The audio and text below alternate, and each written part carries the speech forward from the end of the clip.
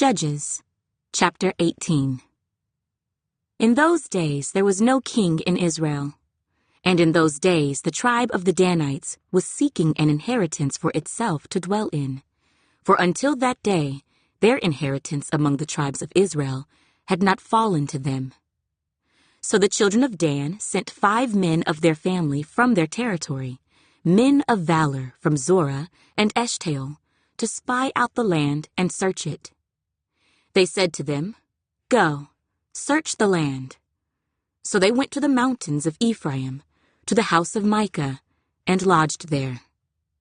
While they were at the house of Micah, they recognized the voice of the young Levite. They turned aside and said to him, "Who brought you here? What are you doing in this place? What do you have here?" He said to them, "Thus and so Micah did for me. He has hired me, and I have become his priest."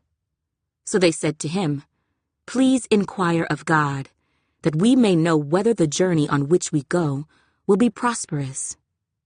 And the priest said to them, "Go in peace. The presence of the Lord be with you on your way." So the 5 men departed and went to Laish. They saw the people who were there, how they dwelt safely, in the manner of the Sidonians, quiet and secure. There were no rulers in the land who might put them to shame for anything. They were far from the Sidonians, and they had no ties with anyone. Then the spies came back to their brethren at Zorah and Eshtaol, and their brethren said to them, "What is your report?" So they said, "Arise, let us go up against them, for we have seen the land, and indeed it is very good. Would you do nothing?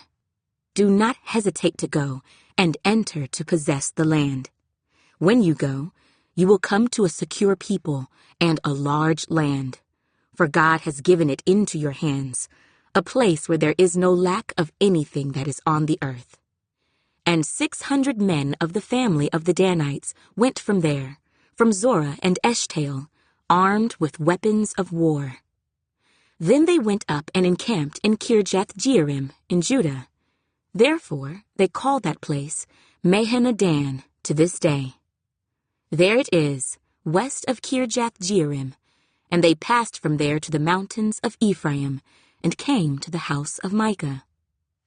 Then the 5 men who had gone to spy out the country of Laish answered, and said to their brethren, "Do you know that there are in these houses an ephod, household idols, a carved image, and a molded image? Now therefore, consider what you should do." So they turned aside there, and came to the house of the young Levite man, to the house of Micah, and greeted him. The 600 men armed with their weapons of war, who were of the children of Dan, stood by the entrance of the gate. Then the 5 men who had gone to spy out the land went up. Entering there, they took the carved image, the ephod, the household idols, and the molded image. The priest stood at the entrance of the gate with the 600 men who were armed with weapons of war. When these went into Micah's house and took the carved image, the ephod, the household idols, and the molded image, the priest said to them, "What are you doing?" And they said to him, "Be quiet, put your hand over your mouth, and come with us. Be a father and a priest to us. Is it better for you to be a priest to the household of one man, or that you be a priest to a tribe and a family in Israel?" So the priest's heart was glad, and he took the ephod, the household idols, and the carved image, and took his place among the people.